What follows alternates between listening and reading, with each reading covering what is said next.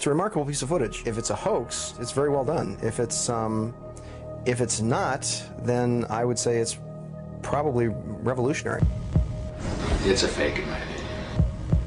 If you continue to ask questions that are out of bounds, I won't hesitate to terminate this interview. This is powerful because this is not a staged event. This is real.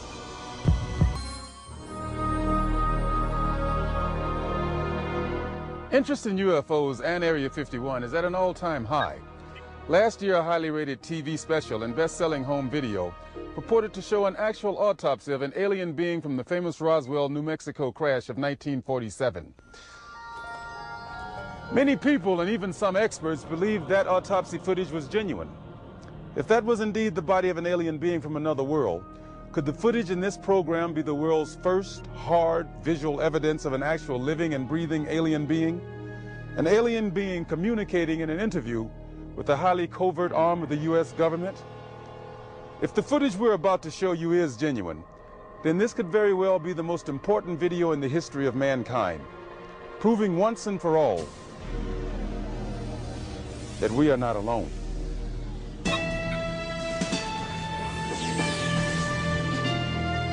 Within Nevada's Nellis Air Force Range, protected by the tightest security in the world, is the Groom Lake Test Site, aka Dreamland, aka Area 51, an installation so secret the government cryptically acknowledges its existence only as an operating location. Until recently, the military flat out denied the presence of such a base. It has served as the testing ground for many secret research and development projects, such as the U-2 and SR-71 Blackbird spy planes, the F-117A stealth fighter, and now the SR-75 penetrator, the super-secret replacement for the SR-71. Every morning, a select group of specialists with high security clearances, some reportedly as high as 38 levels above top secret, arrive at McCarran Airport in Las Vegas to be flown to Area 51 aboard a Boeing 737. From the time they leave the ground until they return to Las Vegas at the end of each working day, they enter a world no outsider can ever truly know, except through rumor and the occasional shocking revelation. In 1989, a physicist named Robert Lazar went public with the stunning claim that the United States government was test flying dish-shaped aircraft of extraterrestrial origin at Area 51. Interviewed in silhouette by a Las Vegas TV reporter, Lazar, calling himself Dennis, claimed to be employed at a site on the outskirts of Area 51 known as S4, where he was part of a team attempting to back-engineer the saucers to discover the secret of their advanced propulsion system. It was a very sleek, thin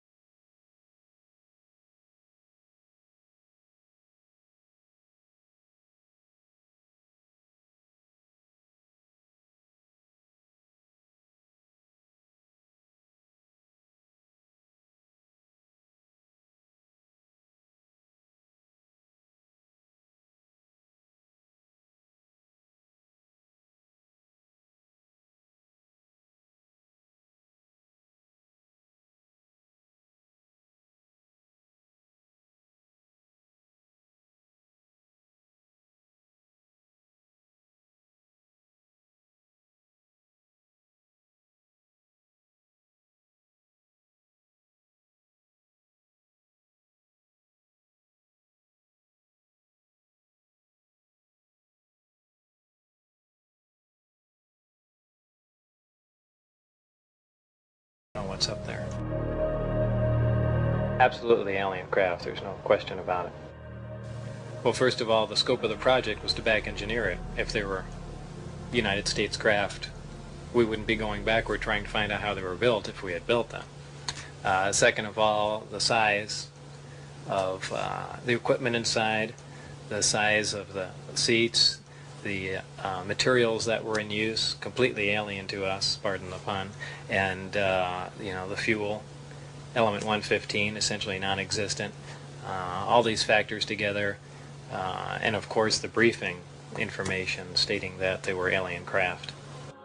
Along with Robert Lazar, rocket scientist David Adair is one of the few individuals who will go on record concerning his personal experiences with alien technology at Area 51. Was not of our origin. They shouldn't have let me see that. And then in the results of it, they locked me in a room. And the reason they locked me up in a room was because I wouldn't tell them any more about how the engine would function, and they started getting a little bit more perturbed about that. A former consultant to NASA and top aerospace companies, Adair claims that in 1971 he was brought in to study the engine of a downed flying saucer. What I was looking at was a technological marvel of its time, and it was a magnificent thing to see sitting there, and the whole situation just started really getting me more angry than anything, because the fact that they could sit on such a hunk of technology and not tell us about it. Here we are using liquid fuel engines and rockets at NASA, and here they got an engine that's probably, in theory that we know of, could be a speed of light, an engine capable of speed of light or even faster. Ufologist and lecturer Sean David Morton has appeared on Sightings, Strange Universe, and Hard Copy. He offers his own perspective on Lazar's stunning claim and the super-secret Area 51. Area 51 is approximately 135 miles north of Las Vegas. It sits in a box that's at the western middle corner of the Nellis test site. It was originally called the Groom Lake Facility, and Area 51 actually gets its name from a bombing classification. There's Area 49, 50, 51, 52, et cetera, et cetera. So one of the things that Robert Lazar told us was that if we simply went out to a black mailbox at 6:30 p.m. on Wednesday nights, that we would actually see flying saucers, that these objects would test, and that this was the military testing time between 6:30 and 9:30, and then early in the morning between about 3 a.m. and about 6 a.m. Vigorous efforts have been made by employees of the government and others to debunk Lazar's claims and discredit him personally. Nevertheless, Area 51 has become the center of a raging controversy, whether in fact certain clandestine agencies of the U.S. government are in secret contact with alien beings. Project Sigma was supposedly a deal between the United States government and various extraterrestrials that after the Roswell crash of 1947, that an organization called Majestic 12 was formed, and then in 1953, President Eisenhower was then brought in on this. Well, there was a negotiation going back and forth between the United States military, the government, and the extraterrestrials. Apparently, we had a number of things that the extraterrestrials wanted. Number one, the military needed hardware. We wanted technology, we wanted weapons technology, propulsion technology, metallurgy technology, and in exchange for this, the ETs were willing to trade us their hardware for our software, and software namely being us. What they primarily wanted was genetic material, and in exchange for that, they were willing to give us certain technological advances, like a number of flying saucers. It is out of Area 51 that the tape we are about to show you was supposedly smuggled. On Friday, July 26, 1996, the offices of Rocket Pictures, a producer-distributor of motion pictures and television programs, received a phone call. A male voice, identifying himself only as Victor, claimed to be in possession of a videotaped interview with an extraterrestrial being. Tom Coleman, president of Rocket Pictures, was intrigued enough to take the call. I, of course, thought this was some hoax. In fact, I thought it might have even been my brother at one point. But as we spoke, this was someone who seemed to be very serious. We went back and forth on this, and I basically decided that, you know, this is a little bit too weird for me. Thank you and goodbye. As I hung up, I had a very strange feeling that maybe, just maybe, there was something here. He said he had a tape of a space alien, an ET, that was being held in a military installation in Nevada. I'm not sure as a prisoner or a guest. And he had this on tape. As we've already heard from Sean Morton and others, this is not the first time allegations have surfaced that the U.S. government is playing host to extraterrestrial biological entities, or EBEs. The first and most famous alleged contact was the Roswell flying saucer crash of 1947. This is the incident from which the alien autopsy footage supposedly originated. But there have been persistent rumors that not all of the aliens retrieved from the Roswell crash were dead. The final fate of the survivors, if any, is unknown. 2 years later, however, in 1949, another alien is reported to have survived a saucer crash, and this being, known as EBE-1, was taken into custody and kept at a safe house. EBE-1 supposedly suffered from chronic health problems, which the doctors of the time were helpless to treat. According to a controversial, possibly fraudulent briefing document dating from the Jimmy Carter administration, EBE-1 was interviewed by means of pictographs, from which it was learned that he came from the Zeta Reticuli star system. Can we eliminate one or more of these categories from discussion? The laborious process of developing a set of symbols that could be used and understood by both human and alien amounted to the creation of a new language. If such an effort was made, it represents the greatest achievement in linguistics since the deciphering of the Rosetta Stone.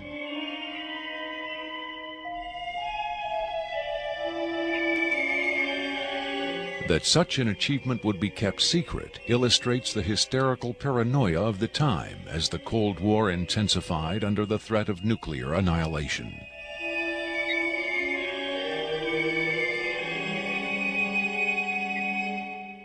The so-called Carter-Aquarius briefing document states that EBE-1 died of unknown causes on June 18, 1952.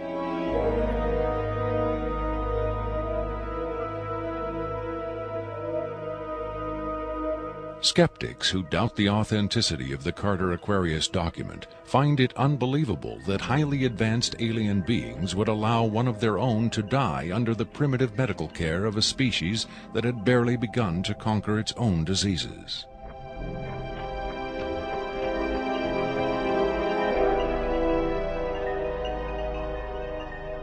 But as we will hear, there are those who claim that to the aliens, death is not a final end to be feared, but a mere transition.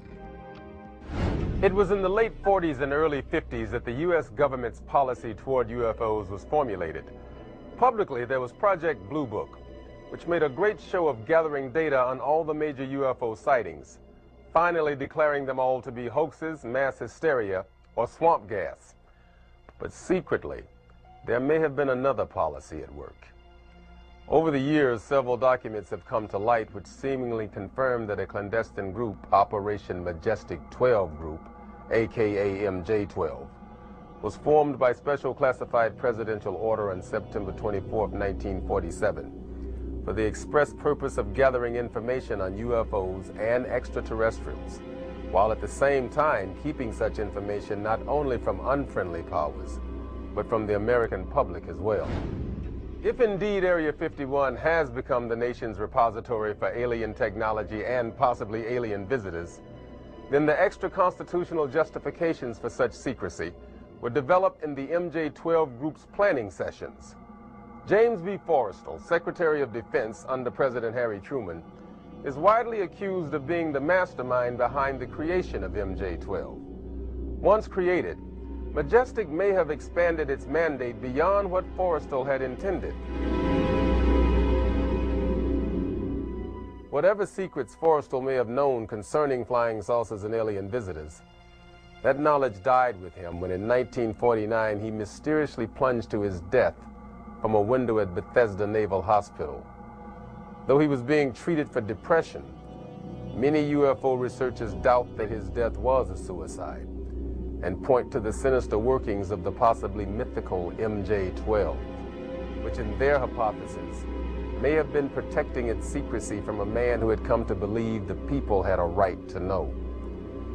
As late as 1989, according to Bob Lazar, the identification badges at Area 51 read MADGE for Majestic. In December 1994, a document purporting to be the Majestic 12 Group Special Operations Manual was leaked to a noted UFO researcher. It contains the following directive under the heading Isolation and Custody. EBEs will be detained by whatever means are necessary and removed to a secure location as soon as possible. There follows this disturbing amplification. Although it is preferable to maintain the physical well-being of any entity, the loss of EBE life is considered acceptable if conditions or delays to preserve that life in any way compromise the security of the operations. From the beginning of the UFO age, it seems, secrecy was always the government's prime directive. In 1988, another anonymous government source, codenamed Falcon, claimed that a second extraterrestrial biological entity, EBE-2, voluntarily became a guest of our government, allowing himself to be examined and interviewed. In this scenario, Area 51 became, for a time at least, a sort of extraterrestrial embassy, the setting for mankind's first attempt at diplomacy with beings from another world. Different sources disagree as to how communication was established.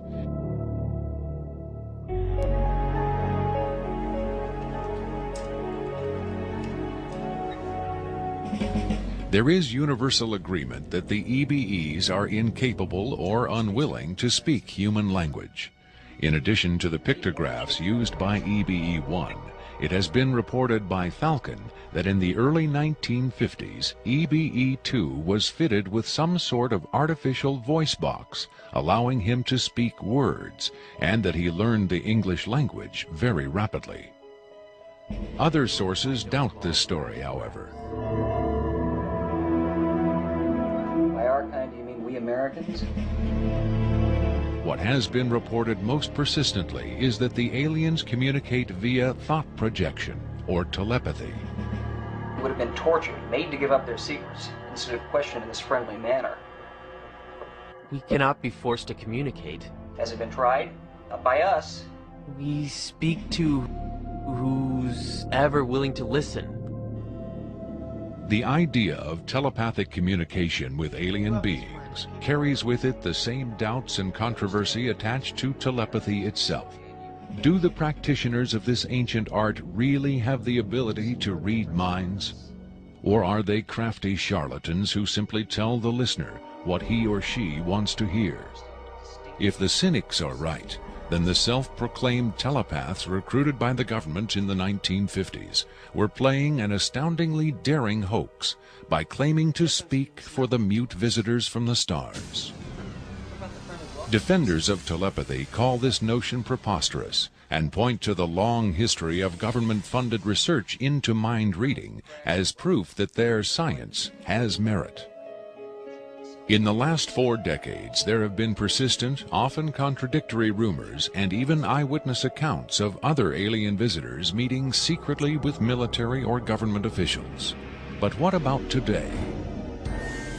The Tester Corporation has recently come out with a model kit of Gray, the extraterrestrial life form, and a scale model of the so-called sport model, the UFO Bob Lazar says he studied at Area 51. This UFO kit has quickly become one of the most successful model kits in the history of the company. If the military is, in fact, conducting tests of extraterrestrial spacecraft at Area 51, then where are the alien creators of these craft? In his first TV appearance under the pseudonym Dennis, Bob Lazar was asked if there are living aliens at Area 51. Clearly nervous, he evaded the question by saying, quote, I really want to steer away from that right now, unquote. In subsequent interviews, however, he admitted catching a glimpse of two scientists talking to a strange short figure with long arms. He also reported seeing several documents that seemed to contain first-hand information on alien civilizations. Lazar is skeptical of a claim made by Falcon that a group of EBEs have been given complete control of a separate base within Dreamland. But he does admit having read a report of a tragic misunderstanding between military personnel and alien beings in the late 70s. Lazar states that it had to do with bullets the MPs were carrying, and that the bullets might explode, possibly due to a field the aliens had generated in that area. This encounter supposedly resulted in the deaths of all the humans involved by head wounds. But if there was ever a large-scale alien presence at Area 51, Lazar saw no evidence of it doing his work at S4 in the late 80s. Is it possible that the deadly misunderstanding of 10 years earlier brought human-alien cooperation to an end? In his September 21, 1987 speech to the UN General Assembly, President Reagan himself did little to dispel the notion that this deadly misunderstanding brought human-alien cooperation to an end. In our obsession with antagonisms of the moment, we often forget how much unites all the members of humanity. Perhaps we need some outside universal threat to make us recognize this common bound. I occasionally think how quickly our differences worldwide would vanish if we were facing an alien threat from outside this world. Are the inconsistencies between various tales coming out of Area 51 evidence that these stories are lies? Or are the discrepancies the result of an intentional campaign of disinformation designed to discredit any elements of truth that may be reaching the public? If so, how does Victor fit into the jigsaw puzzle of questionable witnesses to the alien presence at Area 51? Is he a hoaxer, a government dupe, or a frightened whistleblower with the hard evidence to back up his story? I made it very clear to Victor that his credibility was the entire issue here, and that everybody's going to think this is a hoax, and that how are they going to possibly verify this? What he said was, you can do anything you want in terms of verified, any type of due diligence. He will answer whatever questions put forward. We could do whatever type of checking. We could bring in experts. We could have the tape tested. We could, in fact, he encouraged all of these aspects. He just did not want his face and his real name revealed. At Coleman's insistence, Victor agreed reluctantly to appear on camera, but only in disguise, in shadow, and with his voice electronically altered.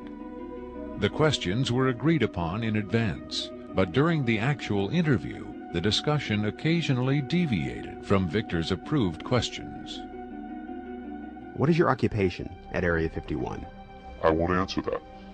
I have had reason to be present at Area 51, but I'm not going to clarify whether or not I was there as an employee. Are you saying you were there as a visitor? I'm not going to specify why or in what capacity I was there, only that I was there. Can you tell us how many times you were there? When I agreed to this, my fundamental ground rule was that I would not be asked to divulge personal data that might help pinpoint my identity. If you continue to ask questions that are out of bounds, I won't hesitate to terminate this interview. Are you saying that the number of times you were present at Area 51 is enough to pinpoint your identity?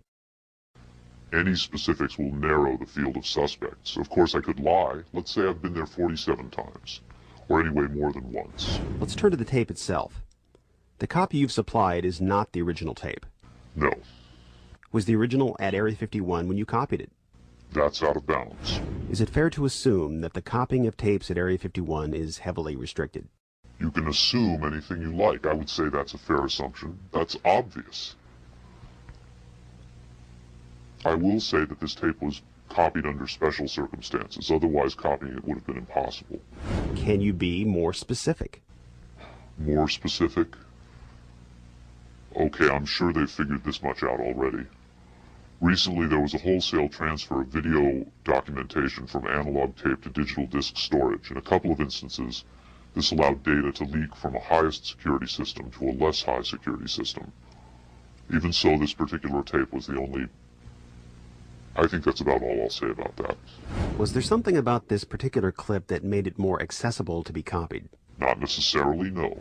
Was there something about the content that caused them to file it differently or give it special handling? This interview was terminated. The interview resumed only after a discussion of the ground rules. Have you personally seen the alien being that appears in the tape? Yes, I have, but I stress I was not necessarily present at the interview session that appears on the tape. I'm not going to be specific. I may have encountered the being at another time. What can you tell us about the alien interview we're about to see? This one is rather recent, very late in the series. The interview process has been ongoing since the being arrived, which was in 1989. Approximately twice a month, they sit it down for a session that generally lasts from 3 to 5 hours. If they try to go longer than that, or if they schedule the sessions more frequently, the being becomes unresponsive. There's a fair amount of infighting among the scientists from different disciplines to get their questions asked. What has the alien revealed? Various minor technical details of the saucers. The physicists and engineers are frankly frustrated. They feel the being is withholding information. Possibly concepts are getting lost because all the information has to come through a telepath. But also it may be that the bulk of their scientific knowledge is just too advanced to be translated into our primitive conceptual framework. It's analogous to if a human scientist were to try to translate quantum mechanics into the grunts and screeches of a chimpanzee. That's not a very flattering comparison. Frankly, there's a high attrition rate for scientists in the program. You'd think they'd be energized by the challenge. But a lot of them take the ego deflation very hard when they find out not only how much they don't know, but how much they aren't even capable of understanding. What else has the alien communicated? Oddly enough, the being seems to have a much easier time communicating spiritual concepts.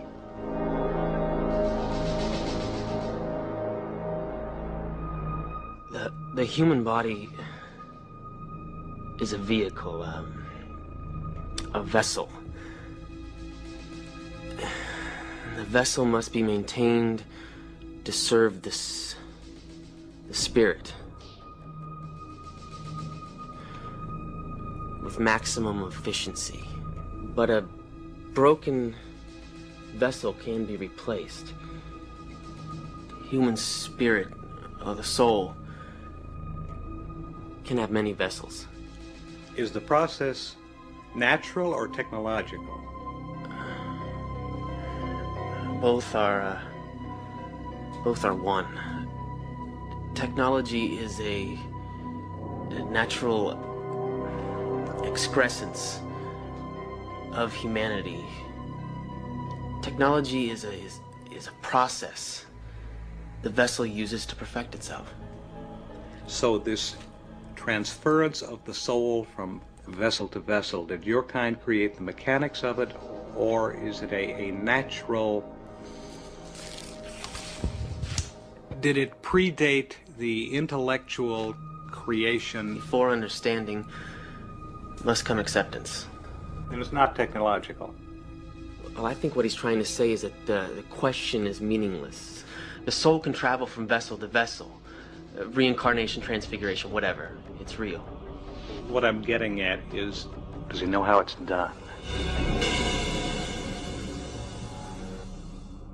Victor uses the term vessels to refer to the alien's conception of the body as a disposable vehicle for the soul. The UFO cult known as Heaven's Gate used the term containers in a similar context. The mass suicide of the Heaven's Gate cultists illustrates the dark side of accepting such ideas at face value. Doe, the Heaven's Gate cult leader, preached that humans can pass from container to container. The mysterious Victor, on the other hand, harbors no such belief. In his interview, recorded months before the Rancho Santa Fe tragedy, Victor made his attachment to his own earthly vessel abundantly clear. And let me just state here publicly, to head off any clever ideas anyone might be having, I have never been, am not now, and never will be suicidal. But how would the public know if something happened to you, since we don't know who you are? I'm taking care of that. Trust me. If something happens to me, if I die, people will know who I am. Do you think it's a reassuring sign that these aliens can communicate with us on a spiritual plane? It would be nice to think so, but I'm not sure if it's really such an achievement considering the mismatch between our intellects. I mean, you're not going to have much luck making your dog understand calculus. But if you pet him on the head and say, "Good dog," aren't you communicating spiritually? And doesn't the animal control officer say, "Good dog," when he comes to put some poor stray to sleep? Doesn't the vet try to reassure the animal just before he spays it? When you're dealing with beings whose intellect is so far beyond your own, I don't think it's safe to assume they have your best interests at heart. What about the content of the tape segment you brought? As I said, this is late in the series. In fact, it's quite close to the end. Because of his unwillingness to reveal his own identity, Victor's story stands or falls on the credibility of the tape he supplied. Here, exclusively, for the first time anywhere, is the uncut, uninterrupted alien interview tape, shown in its entirety in real time.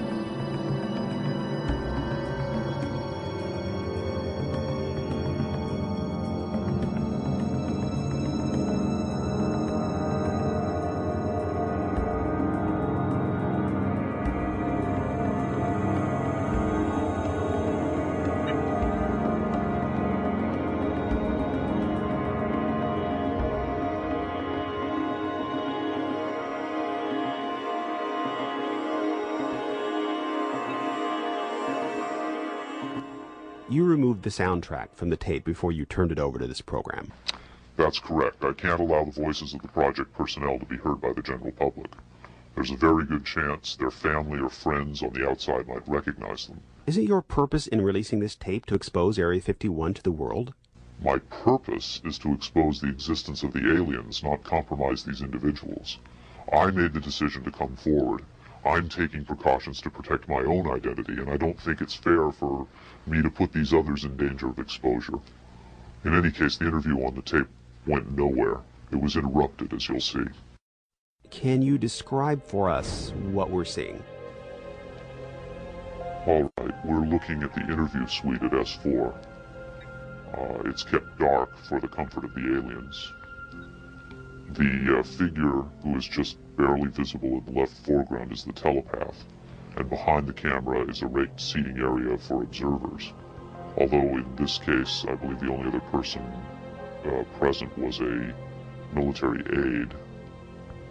The alien is seated behind a glass partition in a biocontainment area, which is maintained at Biosafety Level 2, the lowest designation.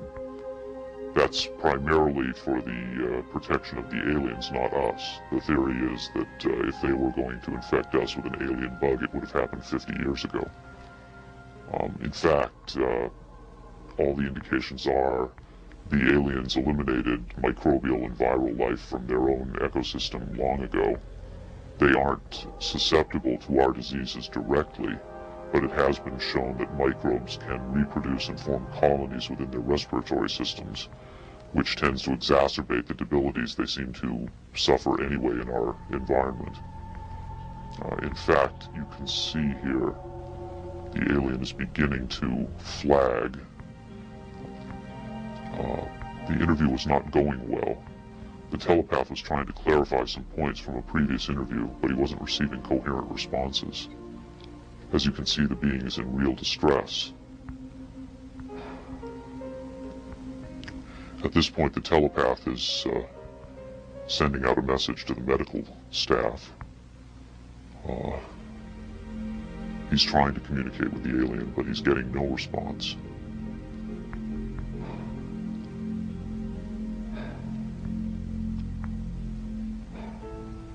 There's very little he can do. There's no direct connection between his space and the biocontainment area. That's the aide stepping in on the right. The medical staff should be there by now. They're slow in responding. There they are. I have to say the medical personnel at S4 are less than first rate. They tend to be selected for their willingness to keep secrets rather than their medical competence. By the way, he's not shining that light into the eyes. It looks that way, but in fact he's checking for hemorrhaging around the eye sockets and in the nasal cavity. I'm sorry. It's very hard for me to watch this.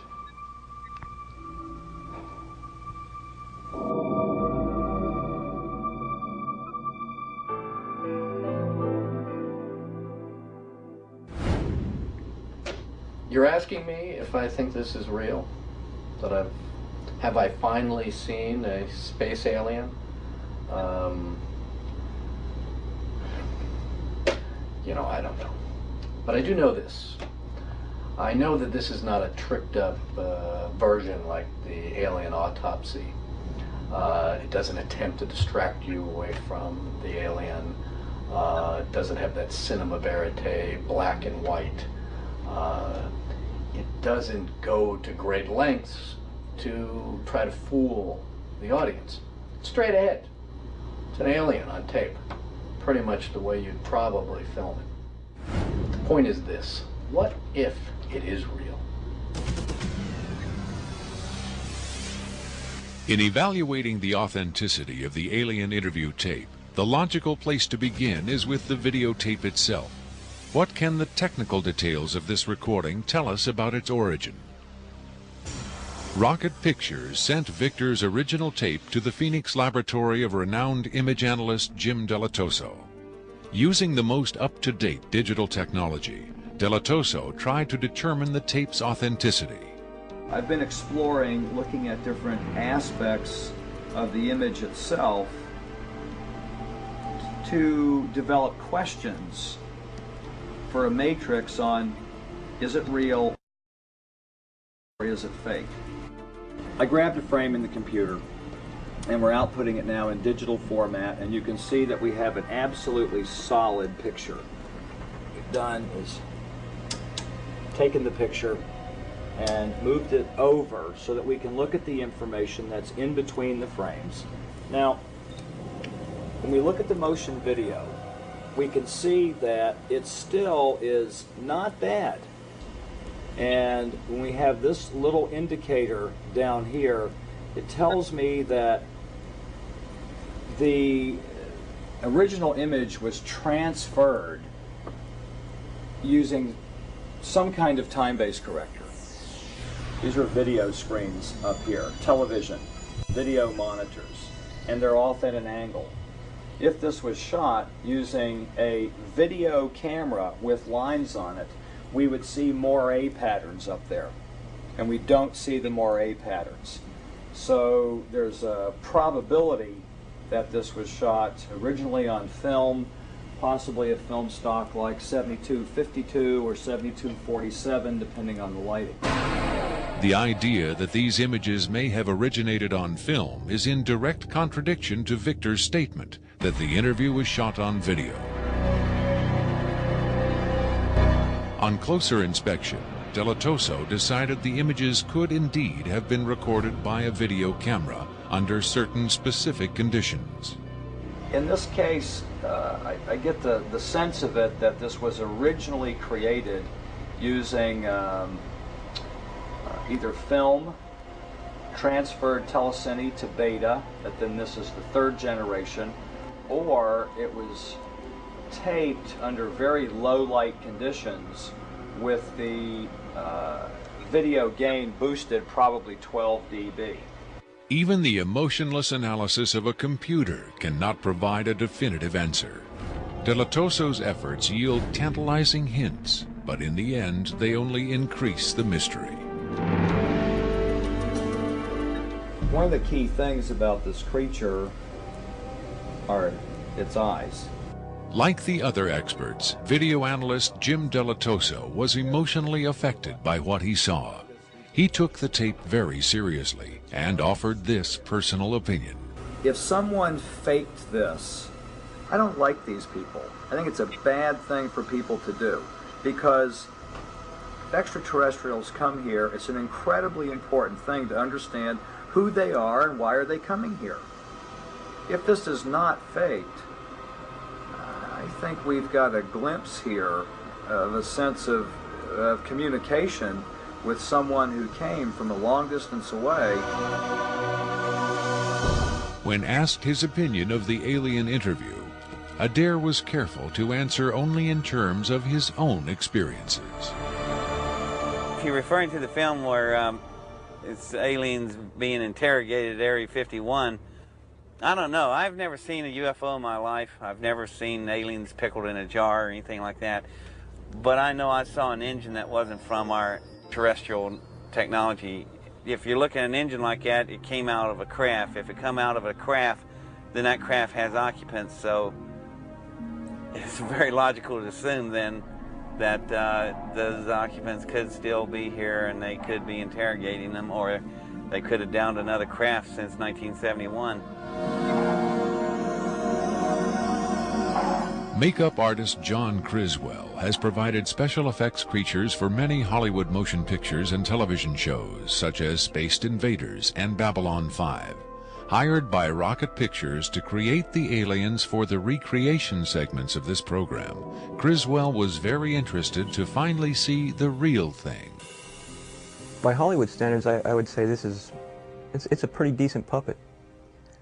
Well, to be honest with you, I would love to buy this being real, but it's probably a hoax. Well, I think this is a really cool design, and it's a great concept, but I think I could have done better. Whoever did this, I mean, they could have a job in Hollywood in a minute, no problem. This one has a much creepier quality than the alien autopsy tape, I think. That one I definitely didn't buy just because of the way it laid on the table. There was a couple of things. This actually, whoever did this was, or if someone did this, they were very clever because it hides a lot of stuff. So that's what makes me kind of disbelieve it a little bit. But, who knows?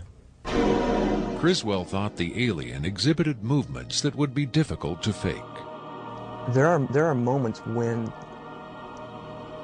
this looks very real, and I don't know how they did certain little things about this.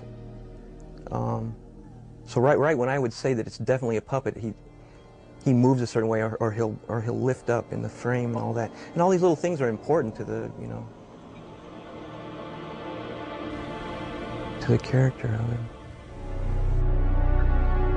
Academy Award winner Rick Baker is one of Hollywood's reigning masters of makeup effects. He transformed Eddie Murphy into a 300-pound man for The Nutty Professor and has created monsters for countless films, including An American Werewolf in London and the UFO-related Men in Black.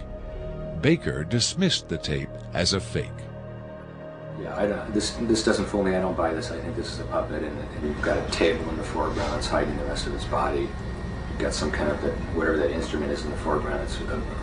It's also lit very mysteriously. I think if you were going to record this alien, you would want to see it, and you wouldn't want to hide it behind a table, and you would light it in a way that would show up much more than this. And this particular movement, this head-jerking movement here especially, looks very puppety to me. It looks a little overdone and very much like a guy with his hand inside this thing maneuvering it. Now, I guess he's supposed to be ill here. Is that what's going on? It just looks like they went to a great deal of effort to hide as much of the anatomy other than the head on this puppet, and I just don't buy it. I would be willing to stake my reputation on the fact that I think this is a hoax. It's very interesting to see, though. In Baker's opinion, there was no controversy at all. It's a fake, in my opinion. We could build better. We have built better. UFO expert Robert Dean, on the other hand, had no doubt whatsoever that the tape was authentic. This is powerful because this is not a staged event. This is real. In the 1960s, Robert O. Dean served as an Army intelligence analyst at NATO headquarters in Europe, where he claims to have seen first-hand evidence of alien beings and their artifacts. Retired from the Army, he is now a highly regarded UFO researcher and analyst. Dean was asked to view the tape and offer his expert opinion. Treating him like a piece of livestock, wiping his lips. Calling on his own first-hand experience for comparison, Robert Dean was stunned and moved by what he saw. That breaks my heart.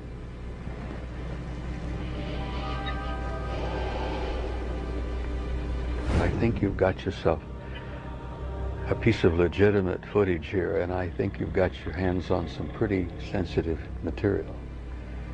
I don't know how the hell you got this. I don't know who you got it from, and frankly, I don't want to know who you got it from. But you got yourself a tiger by the tail with this footage. I would say, and I know that that's one of the things you ask of me, is that you've got yourself some legitimate footage of one of the little guys being interrogated and filmed. And there's a reality to it, and there's a sensitivity to it that literally breaks my heart. But I tell you very strongly, you've got something here that is very sensitive. Well, I know that the level of classification on this kind of a thing is so far damned above top secret that you can't imagine how sensitive this kind of thing is, and how delicate it is, and how tightly the government sits on anything like this. Sean Morton looked for clues to the tape's authenticity in the technical details of the interview's setting. Okay, there's a couple of interesting things about the tape right off the bat. Morton tried to decipher the time code at the bottom of the screen. First off, what you're looking at in the time code is DNI, is Department of Naval Intelligence. So Department of Naval Intelligence, this would probably be a file number 27. It could be a security level, however, because security levels are supposedly go up to Q36, or the highest ones that we know about.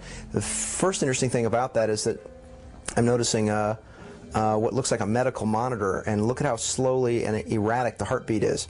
The heartbeat is literally 1, 2. is very, very erratic, and it looks as though the heartbeat, being as erratic as it is only about, from counting that, it looks like it's about 30 a minute or so. Morton suggested an alternate explanation for the video's dim lighting. One of the unusual things about most of these particular race of aliens is they are very, very sensitive to light.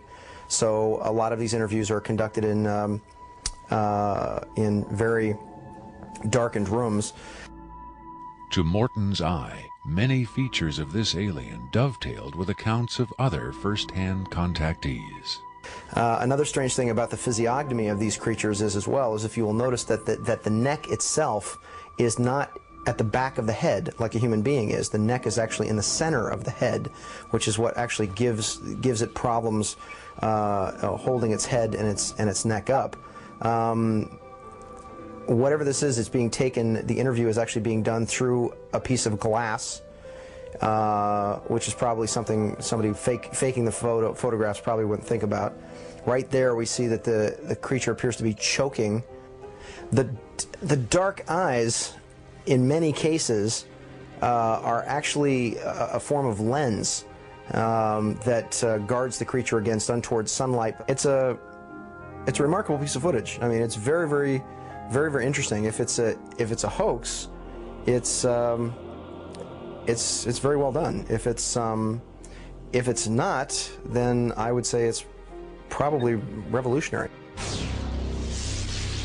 Another expert who was asked to examine the tape was Michael Hesseman, one of Europe's leading UFO researchers and author of the international bestseller Beyond Roswell. When I got the first information about the alien interview footage, and when I saw the first picture, I said there might be a connection to a real incident. Hesseman was intrigued both by the alien's appearance and by Victor's claim that the being arrived at Area 51 in 1989. If it is authentic, it might be the most significant film ever published, ever shown on television. For several years now, Hesseman has been investigating reports that the South African Air Force shot down a flying saucer in the Kalahari Desert in 1989. According to Hesseman's sources, 2 survivors were retrieved from the downed saucer. One was sent to Wright-Patterson Air Force Base in Ohio, and the other to Area 51. The extraterrestrial in Victor's tape bears a striking resemblance to descriptions of the Kalahari ET, and the timing of its appearance at Area 51 is consistent with the South African incident. If you see the drawings we have of the Kalahari alien and the descriptions we have, it seems to be the same being. And the Kalahari incident puts the alien interview footage into a context and gives it at least a probability that it might be real. It might be the real stuff, we just don't know. Whitley Strieber, best-selling author of Communion, claims to have had numerous personal contacts with alien beings. He has become the de facto spokesman for the growing number of people who claim to have been abducted by extraterrestrials. The nationally syndicated television program Strange Universe asked Strieber and several other abductees to view the alien interview tape. What Strieber saw left him profoundly shaken.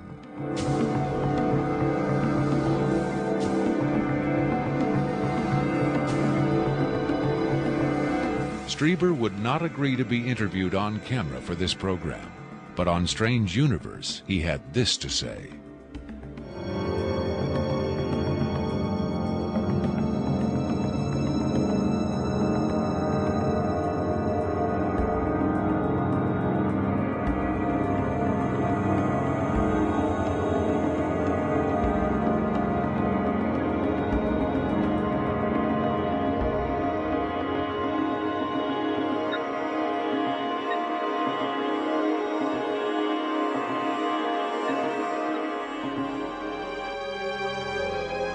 On May 23, 1997, Victor gave a radio interview on the nationally syndicated show Coast to Coast AM with Art Bell.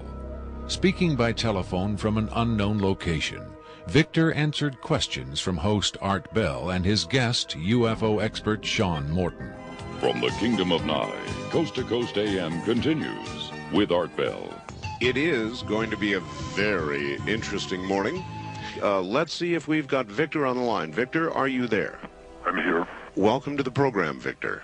Afterwards, this is what Bell and Morton had to say about Victor's credibility.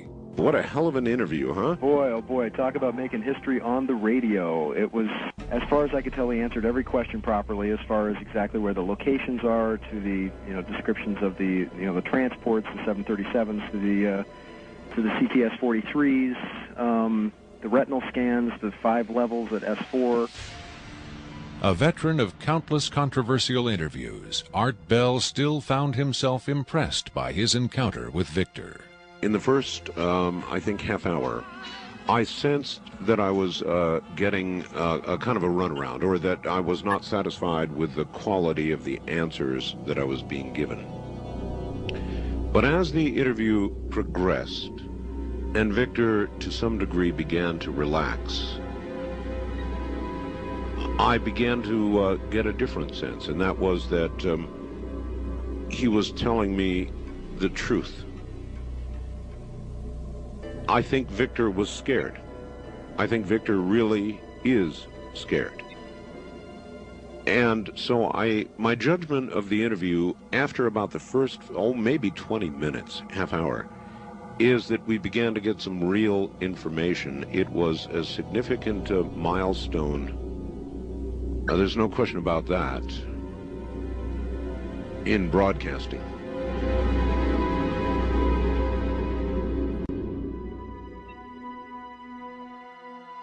If the government has really been in contact with superior aliens, wouldn't we see some evidence of it? For instance, amazing new scientific discoveries. Limitless free energy? A cure for cancer? We might if the government's motive were the betterment of mankind. The government's motive is control. And just as much as they crave control, they fear loss of control. Knowledge is power, but power does not necessarily confer competence. The people at the top of this program are intellectually very average. They're not capable of making proper use of what's been handed to them, but they have no intention of letting anyone else ever get a chance to solve the puzzle. And let's not forget there's also the real possibility that the government is being manipulated by the extraterrestrials for their own purposes. You could have released this tape to the news media, but you insisted on being paid for it. Doesn't that cast doubt on your own motives? Yes, and I was aware of that going in, but that's a cross I'm prepared to bear. I find it disgusting that the most important event in human history is being kept secret simply because certain unimaginative officials have the power to do so. But at the same time, I do see the irony in my own actions. All I can say is, had I had the choice, I would not have insisted on profiting from this revelation, but since by lifting this veil I've endangered not only my career, but possibly my life, I felt the need for some small measure of monetary freedom to deal with any eventualities. And let me say, I could have demanded significantly more money than I did if I had been willing to compromise my anonymity. There have been other whistleblowers who jumped at the chance to become celebrities, which I think casts even more doubt on their motives than some people may be casting on mine. Do you believe your life is in danger as a result of making this tape public? I would hope not. I would like to think my government is a little more civilized than that, but at the same time I don't intend to give them the chance to prove me wrong. At any rate, to a certain extent, I'm counting on being disbelieved. Obviously, they would like me to be perceived as a hoaxer. If something were to happen to me, if I should die suddenly in a freak accident, it would obviously lend credence to my story, and I assume they understand that and will act or not act accordingly. Why should anyone believe this tape is authentic? Use your own judgment. That's all any of us can do. There's been so much secrecy and disinformation over the last 50 years that it's become impossible to prove anything in the face of official denial. Of course, the flip side is nobody really believes anything the government says. Robert Dean heads a growing movement lobbying Congress to release former NASA intelligence and military officials from their security oaths so they can talk openly about U.S. involvement with UFOs and aliens. As early as '49, your government knew we were dealing with extraterrestrial intelligence. And then it sort of blew up more and more. Every year there were more discoveries, more conclusions, more contacts.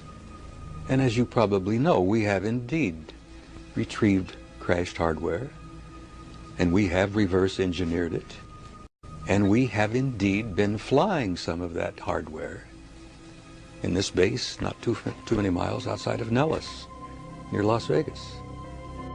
Dean believes the time has come for the government to tell the people what it knows. The truth has got to come out. We're over 30 years too late. The people not only have a right to know, they have a need to know. And damn it, I stand in this belief, and I will say this and stand by this till the day I die. Congress has the responsibility, Congress has the obligation to the people, to the Constitution, and to the nation.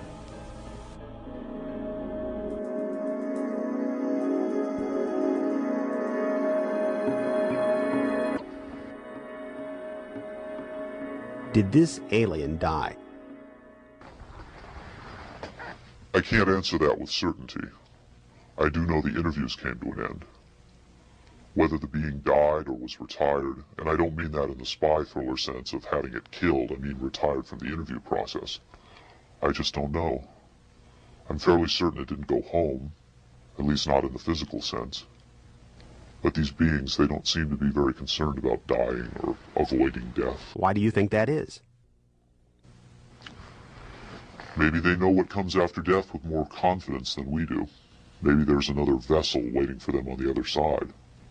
The other side? Yes, which may in fact be where they come from in the first place.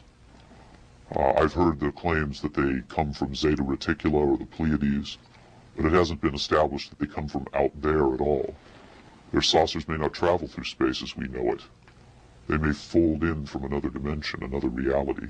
You make them sound almost supernatural, like angels or devils. Supernatural is just a term for aspects of nature we don't understand. For many people, they certainly do serve the functions of both angels and devils, forces we can't comprehend. Have you had enough of me? I think I've earned my money.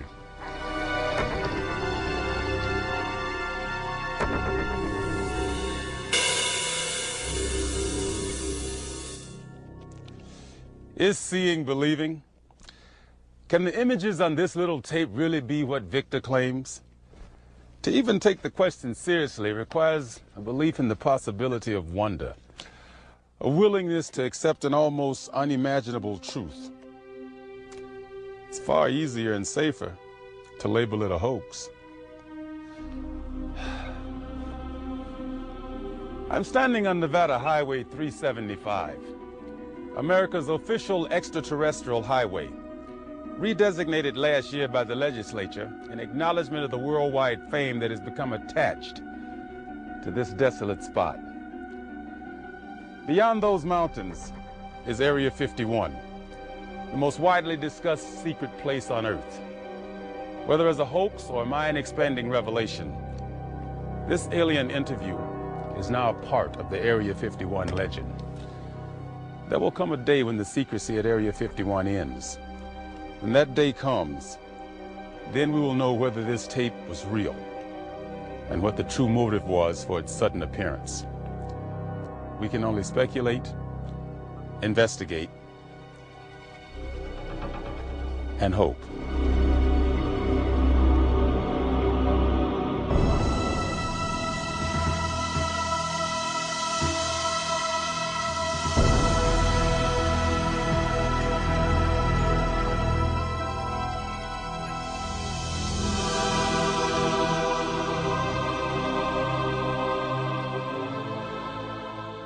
I've essentially been living in hiding. Essentially, my life from before your documentary ended with that phone interview, and since then I have been living by my wits.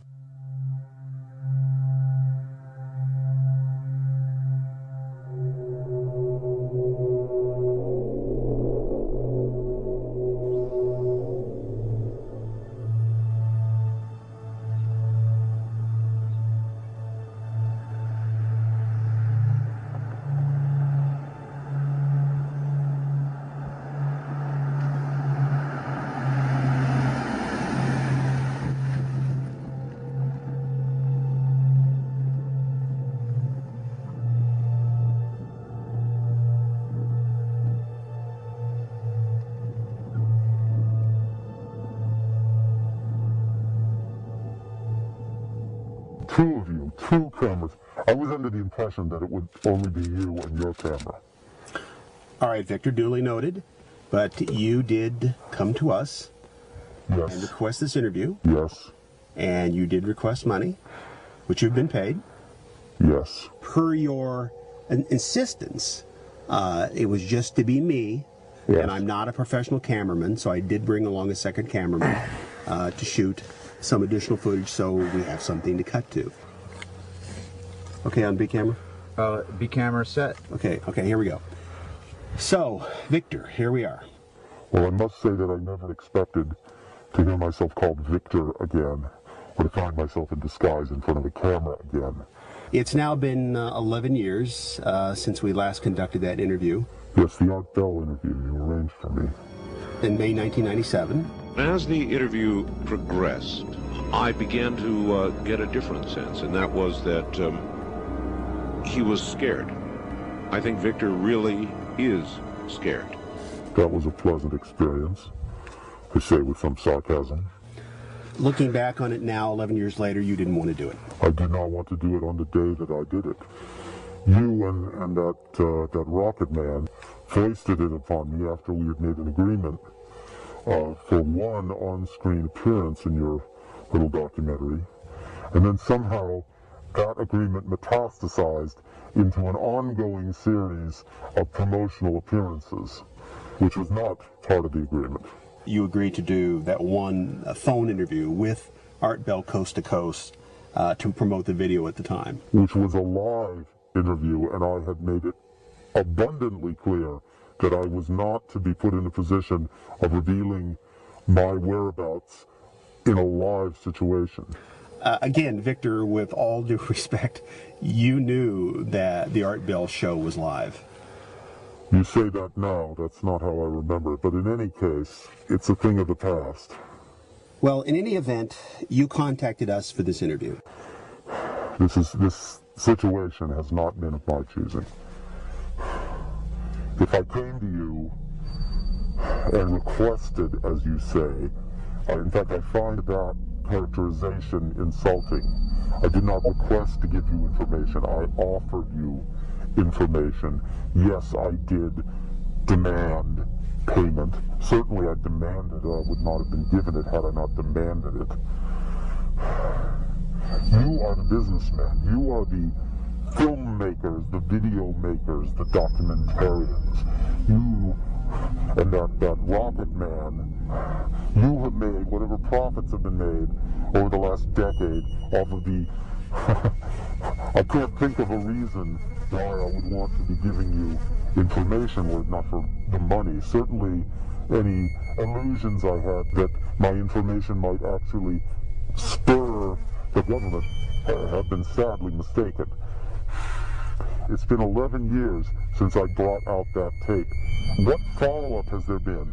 Who among these so-called ufologists, these self-proclaimed investigators, show me one of them that's demanded information about S4 under the Freedom of Information Act. Show me one of them that has seriously attempted to confirm or deny the existence of the alien interview program.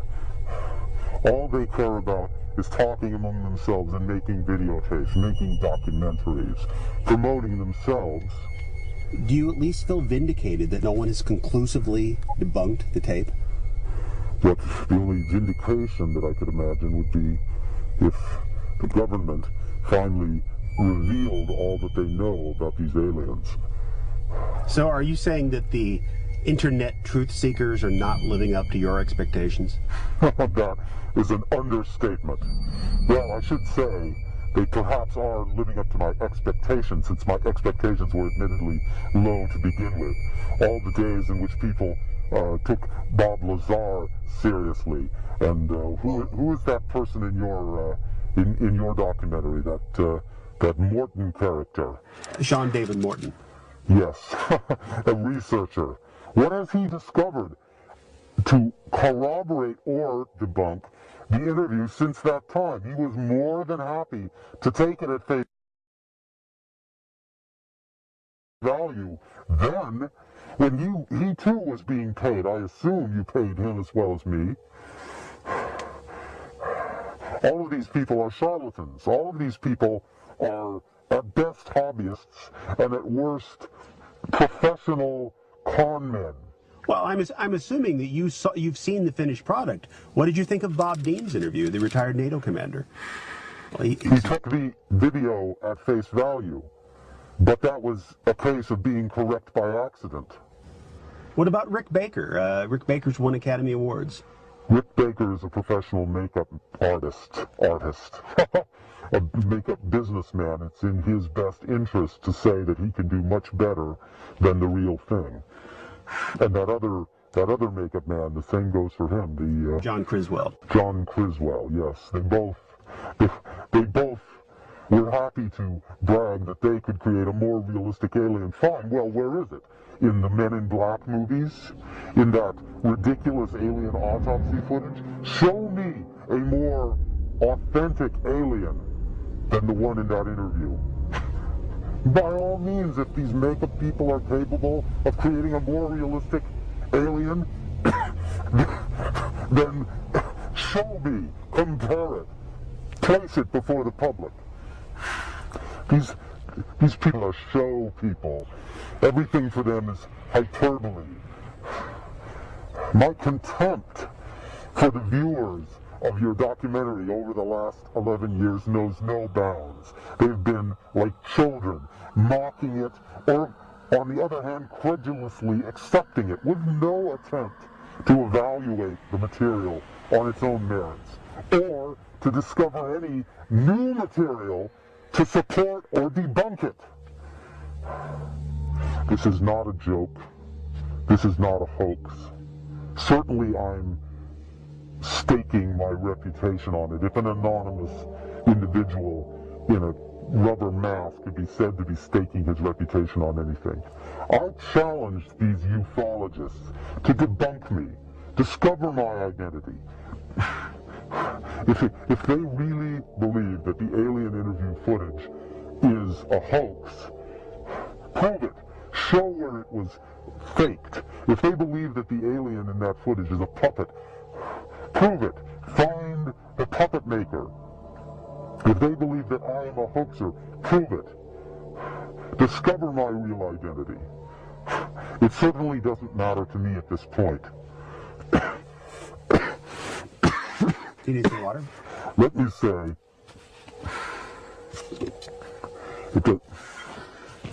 no. Let us finish this. All right. Let's move on to some new areas. How do you respond about rumors in the UFO community that Cheney and Rumsfeld have known about the EBEs since the Nixon administration? Well, certainly Cheney knows everything there is to know within the government. There's not much that is kept secret from the general public that Cheney does not know. As for Rumsfeld, Rumsfeld is a bombastic clown, but he has certainly shown quite a bit of interest in new technologies, shall we say. I will say this to those UFO researchers who seem to be sitting on their hands waiting for someone else to bring them information. If you do your research and discover where Rumsfeld was in the middle of March of this year, I think you will learn a few things that perhaps you would like to know. Would you care to elaborate? No, I would not care to elaborate, and I frankly don't think that you, the producers of this documentary, would like for me to elaborate. Do you think that President Bush has been kept up to date on our ET program, or that Cheney has kept all the information from him? President Bush, now there is a puppet. There is your artificial marionette. And no one seems to be able to identify him as an artificial president. Why should they be able to recognize a real alien when they see one? President Bush is irrelevant to the process of government, and certainly irrelevant to the decision-making that goes on from the vice president's office. While we're talking about the current administration, What are your thoughts about 9/11? I'm not going to talk about 9/11. You're not going to talk about 9/11? 9/11 is like the Bermuda Triangle.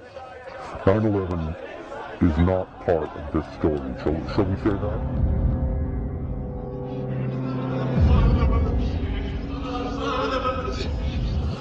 Are the EBEs still at the base in Utah?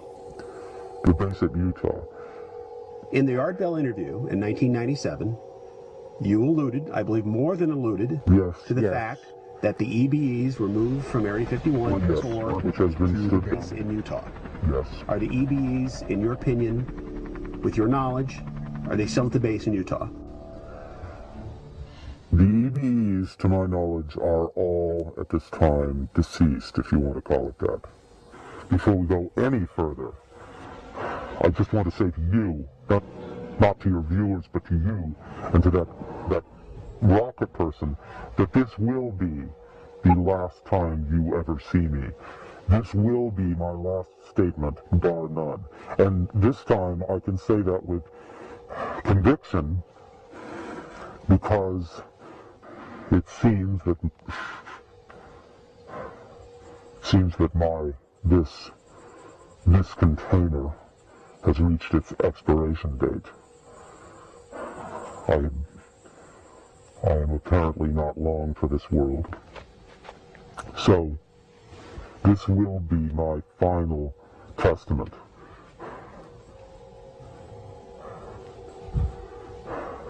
And what is your final testament? Thank you for the compassion.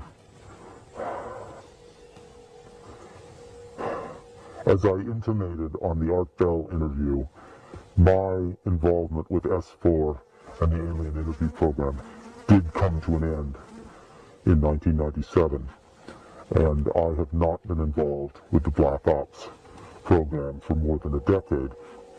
However, I have been in contact with certain individuals who are still involved in attempting to make sense of the information that was gathered before the aliens discorporated. And I'm here to tell you, gentlemen, that if I am not long for this world, you are not much longer. As the Bible thumpers say, the end times are upon us. The end of the world? The end of the world. We have been tested and found wanting. The aliens came, they presented themselves to humanity. They were taken and held and questioned and allowed to die. And now the reckoning is at hand. Let me give a task to these so-called investigators, these ufologists. Look into the record and attempt to determine where Donald Rumsfeld was on March 23rd of this year. What is the significance of this Rumsfeld date that you keep referring to? Donald Rumsfeld has been aware of the alien interviews at least since 1974, in the last days of the Nixon cabal, and even when he was out of government, he managed to keep his hand in. But it was not until the bogus telepath program was finally exposed within the secret Black Ops operation that the true translation, that the true meaning of the alien communication was made clear to him. And since then, I think you will find he has lost all interest in the United States and trivial earthly power. His sole interest now is to find a way to be one of those who are taken off when the end comes. So what you're saying is the biblical end times are upon us? Is that what you're telling me? It's rather childish to call them biblical, since the Bible itself is simply a smokescreen. These aliens come from the universe of science, not the universe of religion. Religion is a deliberate disinformation campaign started by those who first encountered the aliens and first kept that knowledge to themselves. Donald Rumsfeld is merely one of the last of the line of those who try to maintain personal control over information that should have been made public to the entire human race. And now that he understands exactly what it is these aliens have been trying to tell us, he has completely lost interest in the rest of humanity. His sole concern is to be one of the few, one of the what he considers to be the elite, the the elect specimens, if you will, the elect specimens who are taken off the earth before the final trumpet sounds.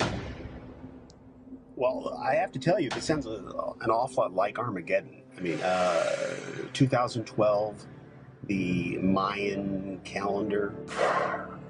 The Tzolk'in calendar is another inaccurate representation of what we are talking about. The date 2012 is not accurate. The Mayans considered themselves to be far better mathematicians than they actually were. In point of fact, the date is very close, but not 2012. Not 2012.